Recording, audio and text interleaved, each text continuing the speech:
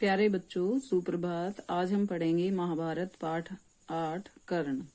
पांडवों ने पहले कृपाचार्य से और बाद में द्रोणाचार्य से अस्त्र शस्त्र की शिक्षा पाई। उनको जब विद्या में काफी निपुणता प्राप्त हो गई तो एक भारी समारोह किया गया, जिसमें सबने अपने कौशल का प्रदर्शन किया। सारे नगरवासी इस समारोह को देखने आए थे। तरह तरह के खेल हुए और प्रत्येक राजकुमार यही चाहता था कि वही सबसे बढ़कर निकले। आपस में प्रतिस्पर्धा यानी होड़ बड़े जोरों पर थी, परंतु तीर चलाने में पांडु पुत्र अर्जुन का कोई सानी न था, मतलब कोई मुकाबला नहीं कर सकता था। अर्जुन ने धनुष विद्या में कमाल का खेल दिखाया। उसकी अद्भुत चतुरता को देखकर सभी दर्शक और राजवंश के सभी उपस्थित लोग दंग रह गए, हैरान रह गए। यह देखकर दुर्योधन का मन ईर्ष्या से जलने लगा। अभी खेल हो ही रहा था कि इतने में रंगभूमि के द्वार पर, रंगभूमि जहाँ पर वो खेल का प्रदर्शन कर रहे थे, खम ठोकते हुए एक रोबीला और तेजस्वी युवक मस्तानी चाल से आकर अर्जुन के सामने खड़ा हो गया। यह युवक और कोई नहीं, अधिरथ द्वारा पोषित कुंती पुत्र कर्ण ही था। लेकिन उसके कुंती पुत्र होने की बात किसी को मालूम नहीं थी।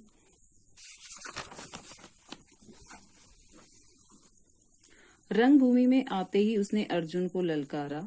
अर्जुन, जो भी करतब तुमने यहाँ दिखाए हैं उससे बढ़कर कौशल मैं दिखा सकता हूँ। क्या तुम इसके लिए तैयार हो? इस चुनौती को सुनकर दर्शक मंडली में बड़ी खलबली मच गई, पर ईर्ष्या की आग से जलने वाले दुर्योधन को बड़ी राहत मिली।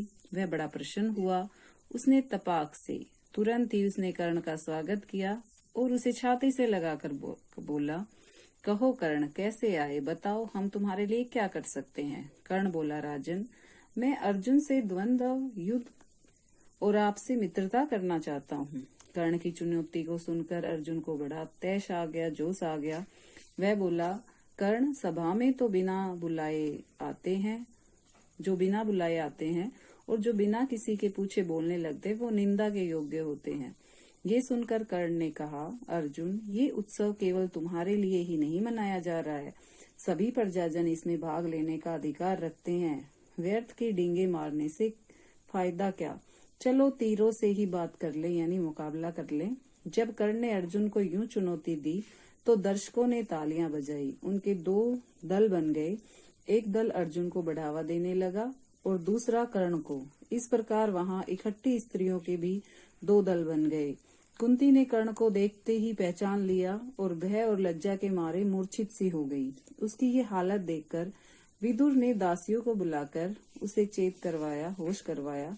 इसी बीच कृपाचार्य ने उठकर कर्ण से कहा, अज्ञात वीर, अनजान वीर, महाराज पांडु का पुत्र और कुरुवंश का वीर अर्जुन तुम्हारे साथ द्वंद्व युद्ध करने के लिए तैयार है, किंतु तुम पहले अपना परिचय तो दो।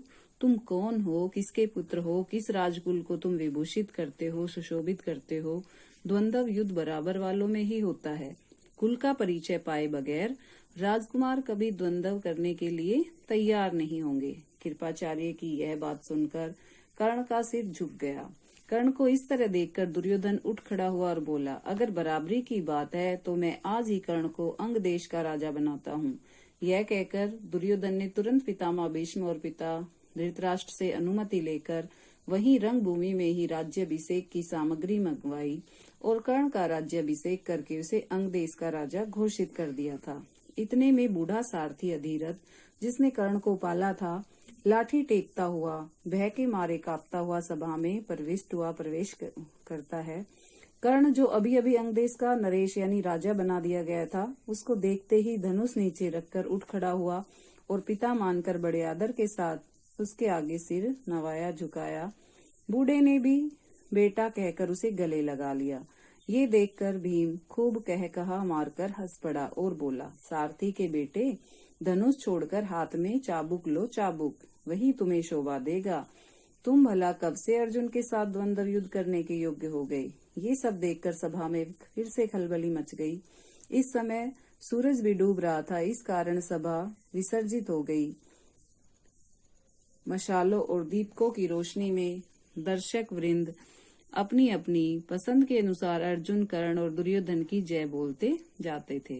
इस घटना के बहुत समय बाद एक बार इंद्र बूढ़े ब्राह्मण के वेश में अंग नरेश कर्ण के पास आए और उसके जन्मजात कवच और कुंडलों को भिक्षा मांगी। इंद्र को डर था कि भावी युद्ध यानी होने वाले आगे युद्ध में कर्ण की शक्ति से अर्जुन पर विपत्ति आ सकती है। इस कारण कर्ण की ताकत कम करने की इच्छा से ही उन्होंने उससे ये भिक्षा मांगी थी।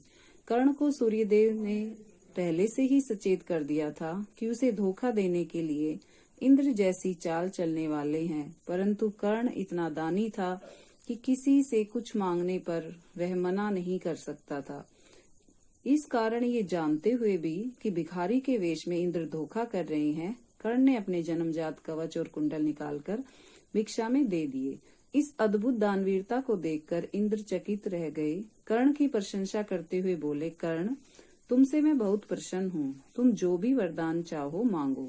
कर्ण ने देवराज से कहा, आप प्रसन्न हैं तो शत्रुओं का संहार करने वाला अपना शक्ति नामक शस्त्र मुझे प्रदान करें।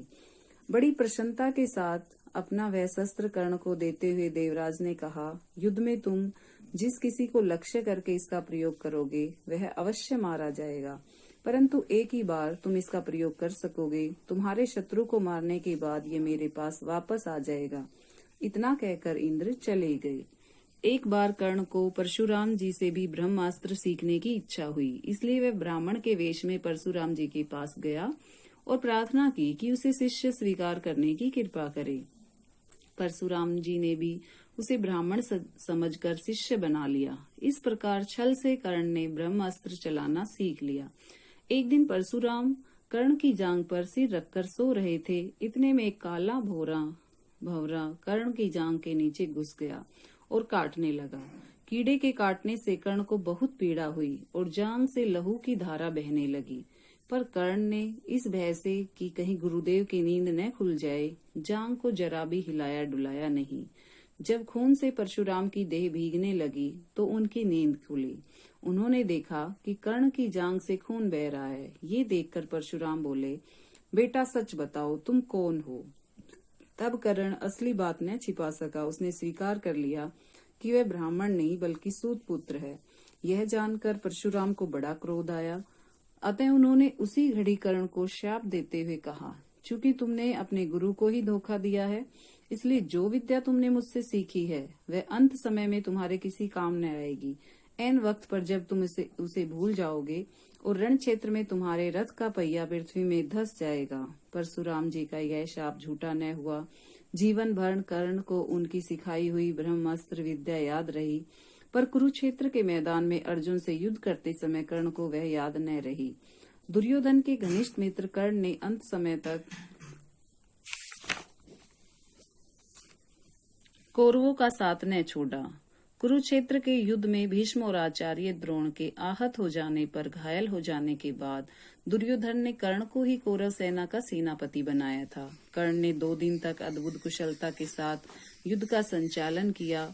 आखिर में जब वह शापवश उसके रथ का पहिया जमीन में धंस गया और धनुष बाण रखकर जमीन में धंसा हुआ पहिया निकालने का प्रयत्न करने लगा, तभी अर्जुन ने उस महारथी पर प्रहार किया। माता कुंती ने जब यह सुना तो उसके दुख का पार न रहा।